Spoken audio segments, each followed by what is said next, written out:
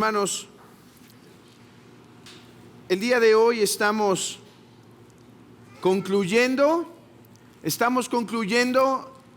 el tema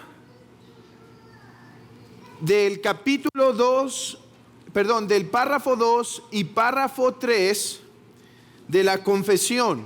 Y creo que a manera de finalización me gustaría leer con ustedes estos dos párrafos, párrafo 2 y 3 del primer capítulo. Así que si tienen sus Biblias, sus confesiones, va a ser útil que me acompañen en el capítulo 1, párrafo 2 y 3.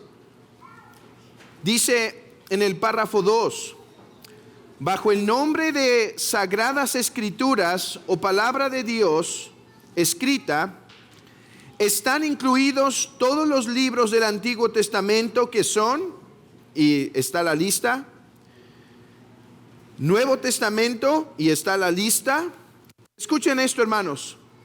Todos ellos fueron dados por inspiración de Dios para ser la regla de fe y de vida. Ahora, acompáñenme al párrafo 3. Párrafo 3. Los libros comúnmente llamados apócrifos, no siendo de inspiración divina, no forman parte del canon o regla de la Escritura, y por lo tanto no tienen autoridad para la iglesia, ni deben aceptarse ni usarse, excepto de la misma manera que otros escritos humanos. Hermanos, hemos pasado entre 4 y 5 sesiones, no recuerdo precisamente el número exacto.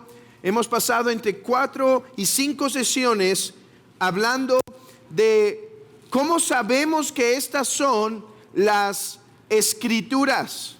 ¿Cómo sabemos que estas son las escrituras que Dios nos dio? Y hemos hablado del concepto del canon, hemos hablado de cómo sabemos cuál es el canon del Antiguo Testamento, cuál es el canon del Nuevo Testamento. Hemos hablado cuál debe ser nuestra relación con los libros apócrifos.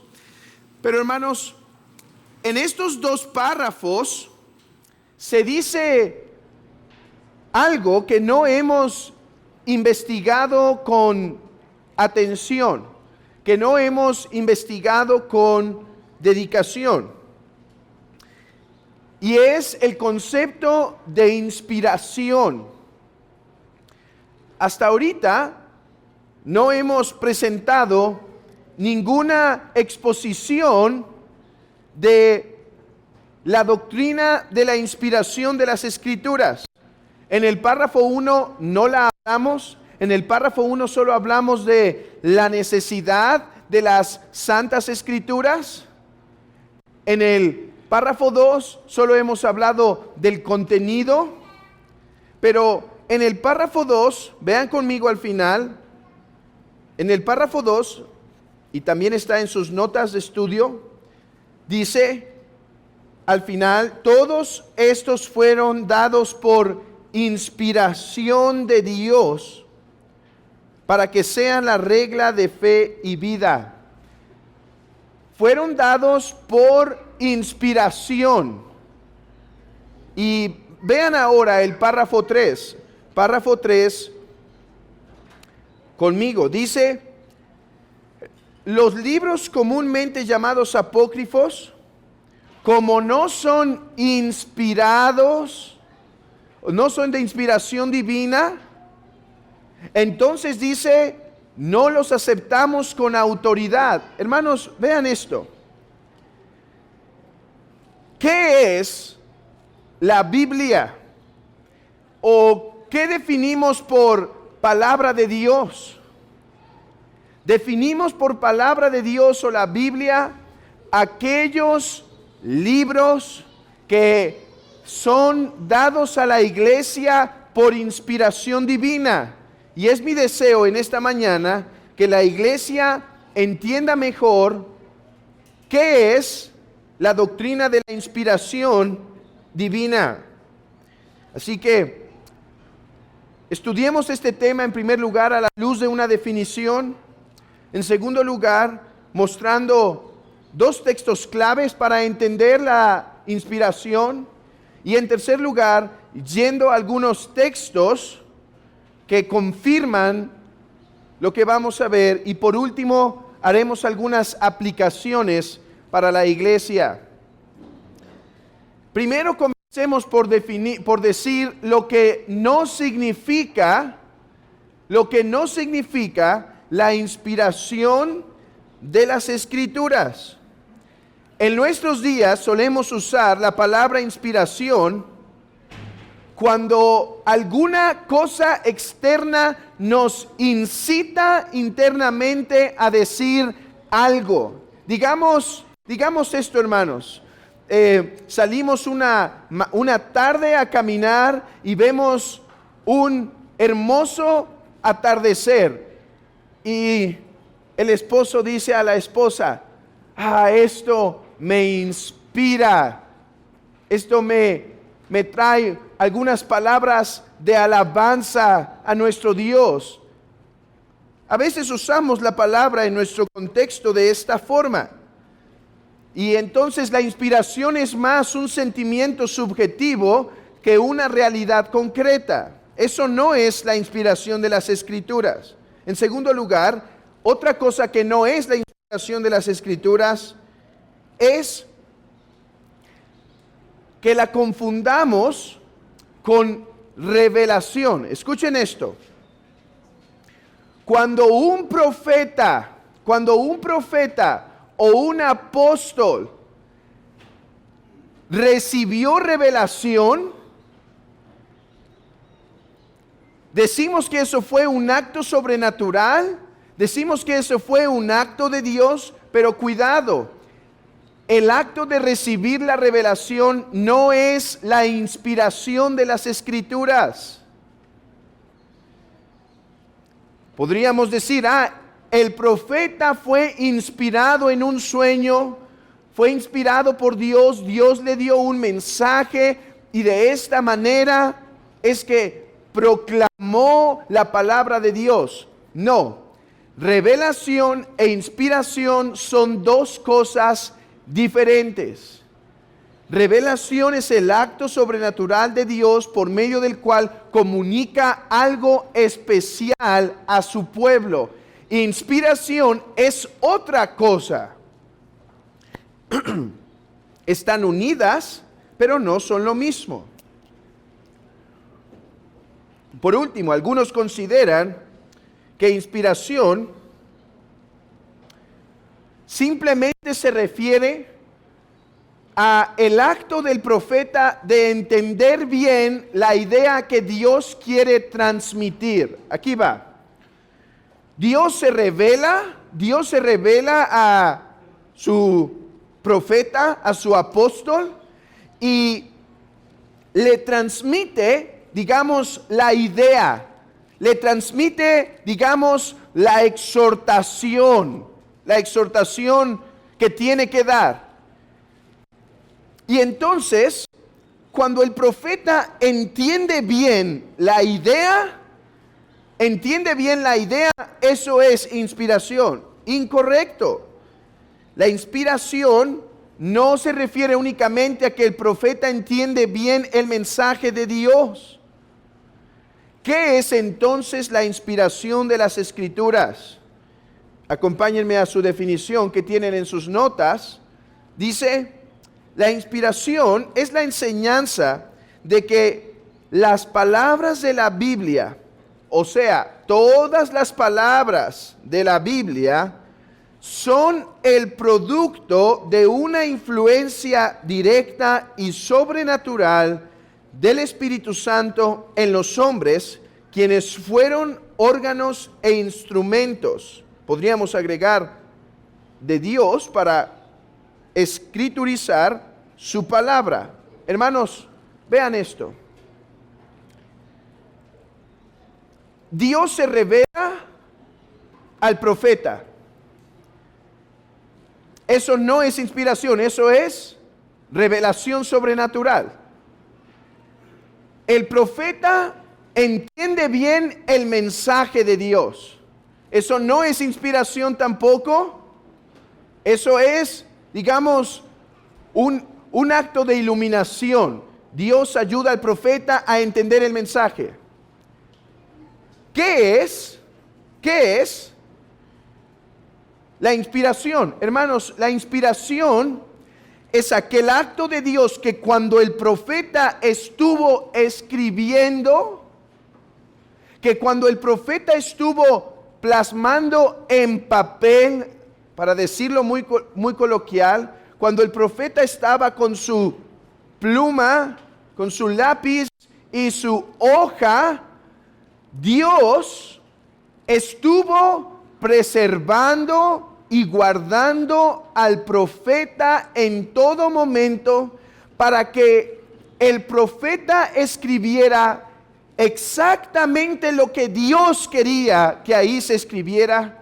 Y en segundo lugar, para que no hubiese ningún tipo de error. Eso lo atenderé más cuando lleguemos, creo que al párrafo 9 o párrafo 10, cuando habla de la infalibilidad de las Escrituras. Pero aquí está su fundamento. La inspiración de las Escrituras quiere decir que Dios sobrenaturalmente guió, supervisó, obró en el profeta, de manera que cuando el profeta tenía pluma y papel en mano y escribía, el profeta estaba escribiendo lo que Dios quería que escribiera, y en segundo lugar, y por lo tanto fue guardado de cualquier tipo de error, también ortográfico, también de fechas, también de diferentes usos de las vocales, diferentes ilustraciones, en todo fueron guardados y preservados. Hermanos, nuestra doctrina de la inspiración de las Escrituras entonces asume dos cosas. Uno, hombres inspirados por Dios escribieron las Escrituras. Las Escrituras no cayeron del cielo con letras hebreas y letras griegas y en algunas partes arameas simplemente cayó y ya. No. La inspiración asume que Dios usó hombres para darnos su palabra. Pero en segundo lugar, la inspiración de las Escrituras asume o declara que, hermanos, la Biblia que traen en sus manos es la misma palabra de Dios. Déjenme demostrar esto a través de algunas evidencias de las Escrituras. Porque creemos en la inspiración de la Biblia, no porque la confesión lo dice, sino porque la confesión es un resumen de lo que la Biblia enseña. Así que veamos si esta doctrina de la inspiración de las Escrituras está en la Biblia. Abran sus Biblias, por lo tanto, en Timoteo, segunda Timoteo, capítulo 3, versículo 16.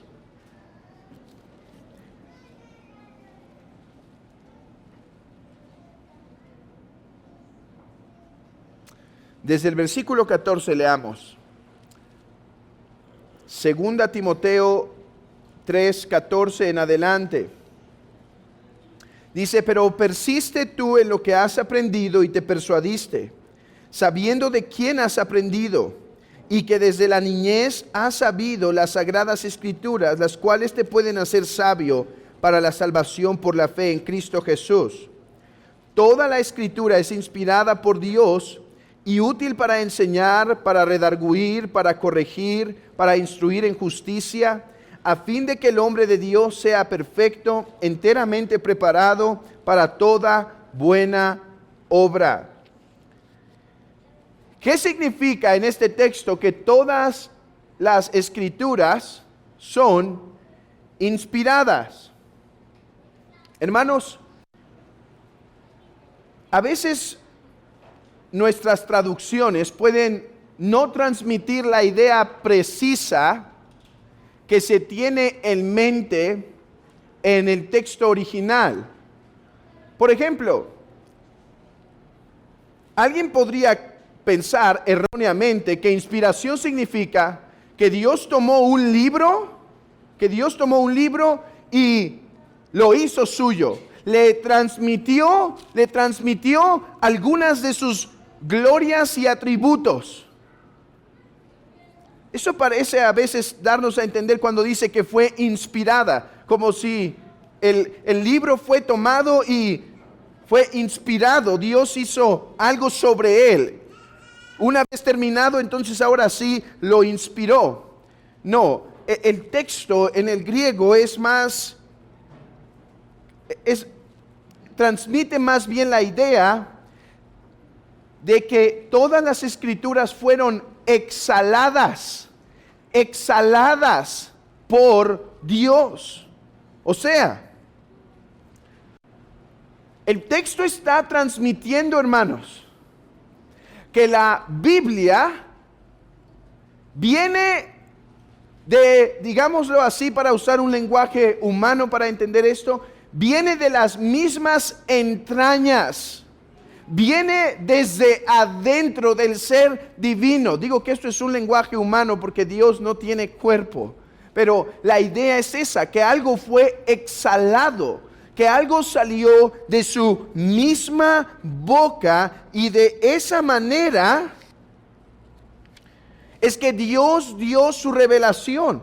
Toda la escritura es exhalada por Dios. Dios habló, y cuando Noé escuchó su voz, era la misma voz de Dios. Pero hermanos, las escrituras son en ese mismo sentido la misma voz de Dios. Es el mismo acto de Dios de exhalar, de sacar algo dentro de sí. Hermanos, esto tiene una aplicación para Timoteo. Timoteo, por lo tanto, encárgate en la lectura.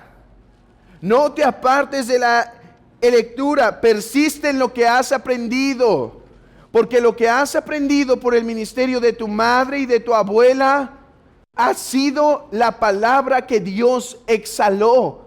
Hermanos, esto a aquel hombre de Dios, a Timoteo, debía dar una confianza para basar su ministerio en la palabra.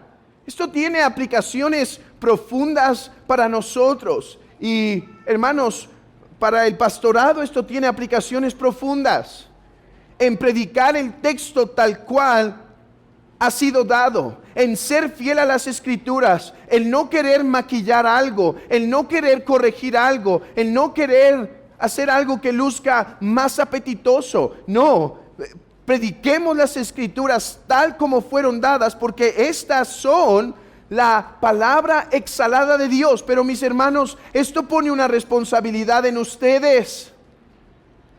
Esto pone una responsabilidad en ustedes. No solo cuidar que cualquier hombre que se levante en este púlpito sea fiel en comunicar el mensaje de la palabra de Dios, sino una vez que están escuchando el mensaje de Dios, atender a la palabra de Dios, escuchar con reverencia la palabra de Dios, obedecer la palabra de Dios. Esa es la fe, hermanos, que debe caracterizar a la iglesia. La misma actitud que tenía Samuel. Habla, que tu siervo oye. Habla, Señor. Quiero conocer tu palabra. Quiero conocer lo que mandas para poder obedecer. Cuando en Deuteronomio capítulo 6 Se lee esa famosa frase, oye, oh Israel, Jehová nuestro Dios, Jehová uno es. Cuando la palabra hebrea por oye se pronuncia, es más que un mero escuchar.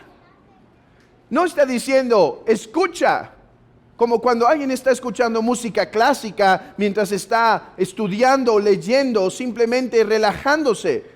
No, la palabra hebrea por oye implica obediencia. Oye, oh Israel, atiende a la palabra de Dios. Mis hermanos, la Biblia es la misma palabra de Dios según este texto, y por lo tanto Timoteo debe ser fiel en predicarla y la iglesia debe ser fiel en atenderla. Pero hay otro texto en segunda de Pedro, capítulo 1. Este es un texto clave para seguir viendo la doctrina de la inspiración de las Escrituras. Dice el texto en el versículo 19, segunda de Pedro, capítulo 1, versículo 19. Tenemos también la palabra profética más segura, a la cual hacéis bien al estar atentos como a una antorcha que alumbra en lugar oscuro, hasta que el día esclarezca y el lucero de la mañana salga en vuestros corazones. Entendiendo primero esto, que ninguna profecía de la Escritura es de interpretación privada, porque nunca la profecía fue traída por voluntad humana, sino que los santos hombres de Dios hablaron siendo inspirados por el Espíritu Santo. Quizá en la Biblia de las Américas se transmite mejor la idea en el versículo 19. Escuchen y pueden leer conmigo en sus guías de estudio. Y así tenemos la palabra profética más segura, a la cual hacéis bien en prestar atención como a una lámpara que brilla en lugar oscuro, hasta que el día despunte en el lucero de la mañana, y el lucero de la mañana aparezca en vuestros corazones. A ver, el apóstol Pedro está diciendo que en los versículos anteriores dice que ellos tuvieron la gran revelación de ver al mismo Señor en gloria. De hecho, la misma transfiguración fue algo que ellos experimentaron. Pero hermanos, después dice en el versículo 17, pero tenemos la palabra profética más segura, a la cual hacéis bien al estar atentos. ¿Qué está diciendo? Bueno, algunos creen que lo que está haciendo Pedro es decir, miren, nosotros fuimos testigos oculares de la transfiguración de Jesús, pero la palabra profética es más segura que lo que nosotros vimos. Yo creo que yo tuve esa postura por un tiempo, pero ahora creo que no es la mejor interpretación del texto. ¿Cuál creo que es la interpretación correcta?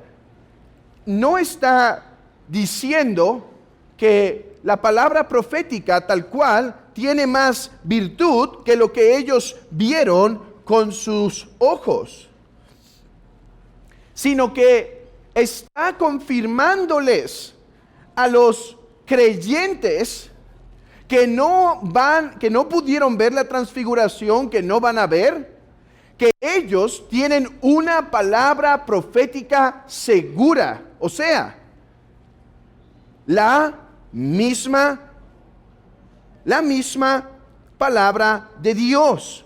Ahora, sea cual sea la postura que tomemos en ese punto, lo importante es lo siguiente: ¿por qué tenemos la palabra profética más segura? Versículo 20. Entendiendo primero esto, que ninguna profecía de la Escritura es de interpretación privada, porque nunca la profecía fue traída por voluntad humana. Hermanos, ese es el punto. Tenemos la palabra profética más segura, tenemos la revelación más confiable, a la cual hacéis bien al estar atentos, y esta revelación nunca fue traída por voluntad de hombre. Nunca fue traída por voluntad de hombre. Ahora, esto va a tener una consecuencia.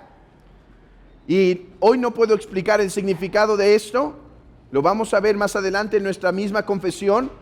Pero dice, y por lo tanto, ninguna profecía es de interpretación privada. ¿Por qué? Porque nunca la revelación fue dada por deseo de hombre. ¿Qué está diciendo aquí? Hermanos, que el magisterio es el único autorizado para interpretar la palabra de Dios. Ahí dice claro, ¿no? ¿Sí lo leyeron conmigo? A ver, hermanos, podemos interpretar un texto, y yo creo que lo que está diciendo es, iba a decir esto, que podemos interpretar un texto, hermanos, sin temor al papismo, sin temor a darle la razón a Roma. A ver, ¿de dónde sacan el magisterio aquí? Del magisterio, porque el magisterio dice que ellos son la única autoridad para interpretar las escrituras. ¿Y quién dice que el magisterio es la única autoridad para interpretar las escrituras? El magisterio. Entonces, olvidemos eso por un momento. Lo que sí creo que está diciendo es que la palabra profética no se interpreta a solas, en el sentido, yo y lo que la escritura y mi buen parecer me haga sentir que significa. Eso no enseñan los protestantes.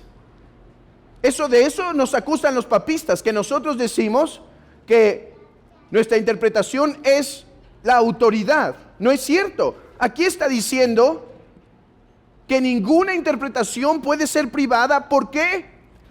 Porque los hombres de Dios no hablaron su propia voluntad, hablaron por Dios. Entonces, ¿cuál es el requisito aquí? Que la interpretación que demos sea aquella que está en conformidad a la profecía. O sea, yo creo que aquí hay un argumento para algo que también vamos a ver después. Perdonen, hermanos, la mitad de las palabras que digo es lo que vamos a ver después, pero así pasa. Pero el punto es que lo que aquí está argumentando, yo creo, es que la única forma de tener una buena interpretación de las escrituras es comprobando escritura con escritura. Pero regresaremos a esto después. El punto que ahorita quisiera que noten es que Pedro asegura que la palabra profética no fue traída por voluntad humana, sino que es la palabra de Dios. Hermanos, la pregunta ahora es, cuando 2 Timoteo dice que toda la escritura es inspirada por Dios, la pregunta es, ¿cuáles escrituras? ¿Cuáles escrituras son inspiradas por Dios? Podríamos decir, pues estas. Si somos fieles al texto, tenemos que decir que Pablo está hablando particularmente del Antiguo Testamento. Ahora, en 2 de Pedro, capítulo 1, dice, tenemos la palabra profética más segura. ¿A qué se está refiriendo? De la misma forma a el Antiguo Testamento. Así que estos textos nos están confirmando que el Antiguo Testamento es palabra inspirada de Dios. Y esto se confirma, hermanos, en el mismo Antiguo Testamento. Por ejemplo, en Jeremías 26:5 se nos dice que el profeta es consciente de que ellos estaban predicando la palabra de Dios. En Deuteronomio 18:18, ellos son conscientes de que están recibiendo la palabra de Yahvé y no sus propias conclusiones. En tercer lugar, el profeta distinguía claramente entre sus sentimientos y lo que era la palabra de Dios, de tal manera que la manera de saber si algo era la palabra o no de Dios era si se cumplía o no. Hermanos, y podría seguir así con varios textos. Tenemos textos donde el mismo Antiguo Testamento nos evidencia que hay una conciencia en el Antiguo Testamento de que esta es la palabra de Dios. Y el Nuevo Testamento lo confirma por los textos que acabamos de leer. Pero el problema sigue presente. ¿Cómo sabemos que el Nuevo Testamento es también palabra inspirada de Dios? Bueno, déjenme dar varios testimonios donde es evidente que el Nuevo Testamento, fíjense esto, hermanos, donde es evidente que el Nuevo Testamento es la palabra de Dios inspirada y que por lo tanto estos textos de Segunda de Pedro y Segunda Timoteo, en un sentido, aplican también al Nuevo Testamento. ¿Cómo sabemos esto? Vean, tenemos evidencia en el Nuevo Testamento que lo que los apóstoles estaban escribiendo eran parte de las Escrituras, eran parte de escritura de Dios, de palabra de Dios. Si sí tenemos evidencia de eso, cuando el canon se completa, y yo leo 2 Timoteo 3:16, toda la escritura es inspirada por Dios, aunque históricamente aplicaba solo al Antiguo Testamento, a la luz de la plenitud de todo el canon, esa palabra aplica también a el Nuevo Testamento. Espero que no los haya revuelto, y si sí, déjenme desenvolverlos, ¿sí? 1. Todos sabemos que Jesús no escribió ninguna palabra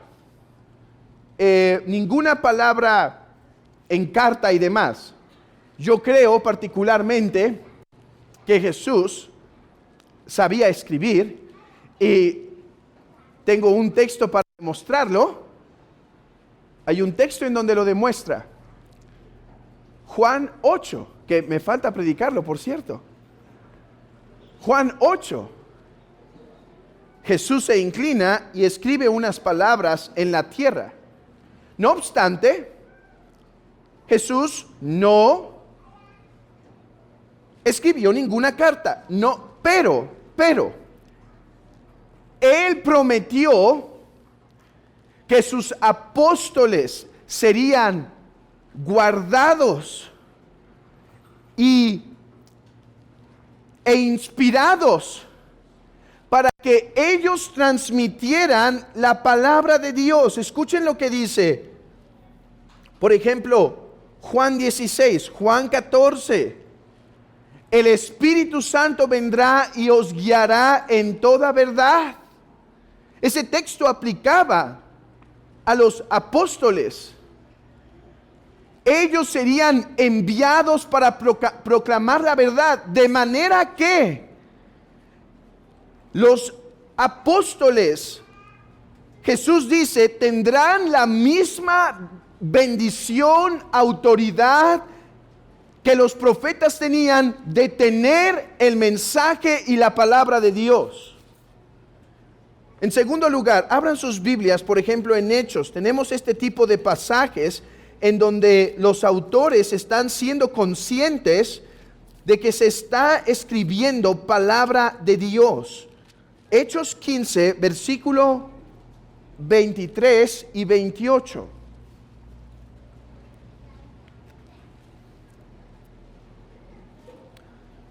Hechos 15, leamos desde el 22. Entonces, pareció bien a los apóstoles y a los ancianos con toda la iglesia elegir entre ellos varones y enviarlos a Antioquía con Pablo y Bernabé, a Judas, que tenía por sobrenombre Barsabás, y a Silas, varones principales entre los hermanos, y escribir por conducto de ellos los apóstoles y los ancianos y los hermanos, a los hermanos de entre los gentiles que están en Antioquía, en Cilicia, salud.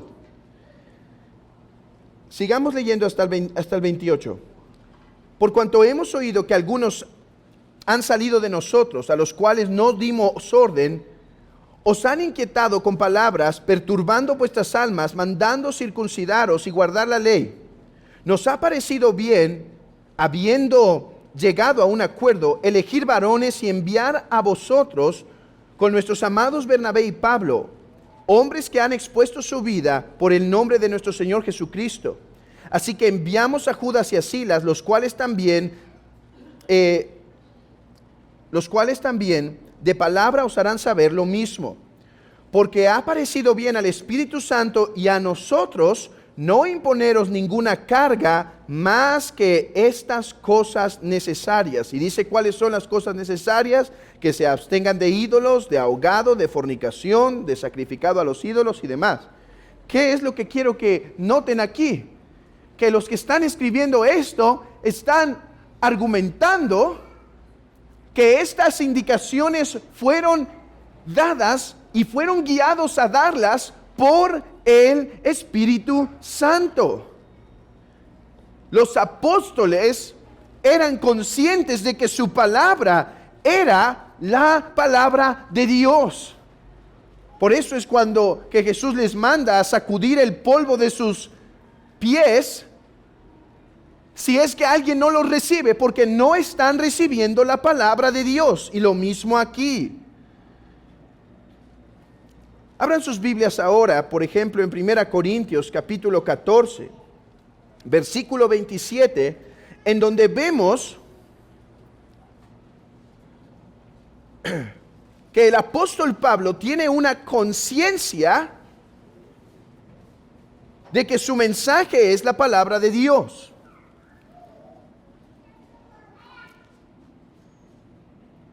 Perdón, mi texto está equivocado.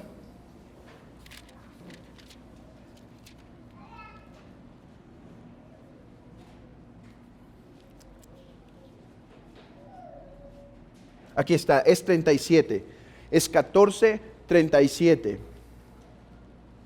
Y dice el texto: si alguno se cree profeta, aquí tenía Pablo un problema porque había muchos en la iglesia bien vanagloriados, bien orgullosos, bien ensimismados, en donde creían que ellos podían despreciar la palabra del apóstol. Y entonces él tiene que decir, a ver, si alguno se cree profeta o espiritual, reconozca que lo que escribo son mandamientos del Señor. Reconozcan que lo que escribo son mandamientos de Dios. Hermanos, estas palabras resonaban mucho más para el primer siglo que para nosotros. Los judíos tenían demasiado cuidado de atribuirse ese don de poseer la palabra de Dios. Ellos eran cuidadosos, ellos eran celosos, porque ellos sabían que el canon por un tiempo estuvo parcialmente cerrado en el tiempo del silencio. De manera que cuando estos autores hablan de esta forma tan clara,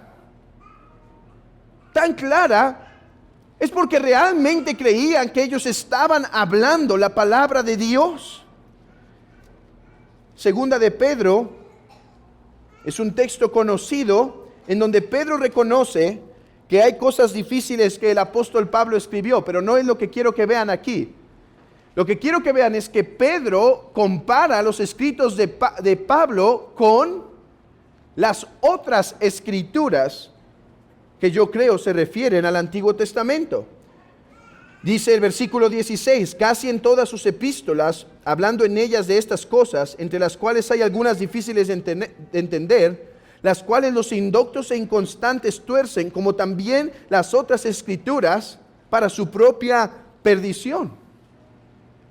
¿Cuáles son las otras escrituras? Nuevamente, yo creo que aquí se refiere al Antiguo Testamento, pero el punto es que Pedro reconoce que lo que escribe Pablo tiene el mismo nivel, es de la misma categoría. No es lo que escribe Pablo, no es como lo que escribió Homero en sus obras de la Odisea o la Ilíada. No es lo mismo que escribió Bunyan en su libro del progreso del peregrino. Lo que se escribió el apóstol Pablo tiene la misma categoría de palabra de Dios. Otro argumento que podríamos mencionar es cuando en 1 Corintios capítulo 2, versículo 9 al 11, se nos dice que algunos hombres no pueden entender las escrituras porque éstas se deben comprender espiritualmente, porque es palabra de Dios. Antes bien, como está escrito, cosas que ojo no vio, ni oído oyó, ni han subido en el corazón del hombre, son las que Dios ha preparado para los que le aman. Pero Dios nos las reveló a nosotros por el Espíritu, porque el Espíritu todo lo escudriña, aún lo profundo de Dios. Porque ¿quién de los hombres sabe las cosas del hombre, sino el Espíritu del hombre que está en él? Así tampoco nadie conoció las cosas del Espíritu, sino el Espíritu de Dios. Y nosotros no hemos recibido el Espíritu del mundo, sino el Espíritu que proviene de Dios, para que sepamos lo que Dios nos ha concedido, lo cual también hablamos, no con palabras enseñadas por sabiduría humana, sino con la enseñanza del Espíritu, acomodando lo espiritual a lo espiritual. Porque el hombre natural no percibe las cosas que son del Espíritu de Dios, porque para él son locura y no las puede entender, porque se han de discernir espiritualmente. O sea, aquí está haciendo un argumento. Pablo había mandado una carta antes y estaba viendo el problema que estaba ocurriendo en Corinto. Y por lo tanto lo que estaba diciendo aquí es, no reciben mi palabra porque no tienen al Espíritu Santo, porque la palabra de Dios solo se discierne espiritualmente. Hermanos, podríamos dar algunos otros argumentos, pero yo creo que es evidente esto. El Nuevo Testamento nos testifica que tiene una concepción de sí mismo, de que estas son la palabra de Dios, de que estas son las escrituras de la misma categoría que el Antiguo Testamento. Por lo tanto, no torcemos el texto de 2 Timoteo 3:16 cuando decimos que el Antiguo y el Nuevo Testamento son la palabra exhalada de Dios. ¿Por qué? Mis hermanos, cuando Pablo en Timoteo dice, porque toda la escritura es exhalada por Dios, alguien podría decir, sí, pero en la mente humana de Pablo, solamente por escrituras, todas las escrituras, cuando dijo eso, estaba en mente el Antiguo Testamento. Sí, pero hemos insistido en que en última instancia ese texto no es la palabra de Pablo, es la palabra de Dios. Y la pregunta última cuando interpretamos el texto no es ¿qué pensaba Pablo cuando escribió esto? La pregunta última del texto es, ¿cuál era la intención de Dios al darnos esto? Hermanos, por eso puedo decir que 2 Timoteo 3:16 aplica a toda la escritura. Que toda la escritura es el Antiguo y el Nuevo Testamento, porque Pablo no es el autor final de 2 Timoteo, sino Dios. Hermanos, esto tiene aplicaciones, por ejemplo, para la interpretación de la palabra. Si lo que tenemos en nuestras manos es solo y únicamente palabra de hombre, hoy, por ejemplo, en nuestra meditación de 2 de Samuel, capítulo 8, lo único que vamos a ver son datos históricos. Pero si es palabra de Dios, y Dios es el autor final, y Dios es el autor final de las escrituras, entonces, segundo de Samuel tiene más cosas que decirme que meras listas de victorias. Tiene un mensaje teológico, tiene un mensaje espiritual integrado ahí. Y por eso podemos ver a Cristo en el Antiguo Testamento. Hermanos, eso, para que cuando estén en sus lecturas del Antiguo Testamento, busquen a Cristo. Busquen la enseñanza que Dios planeó dejarles ahí a ustedes para su vida, porque el autor final del Antiguo Testamento es Dios mismo.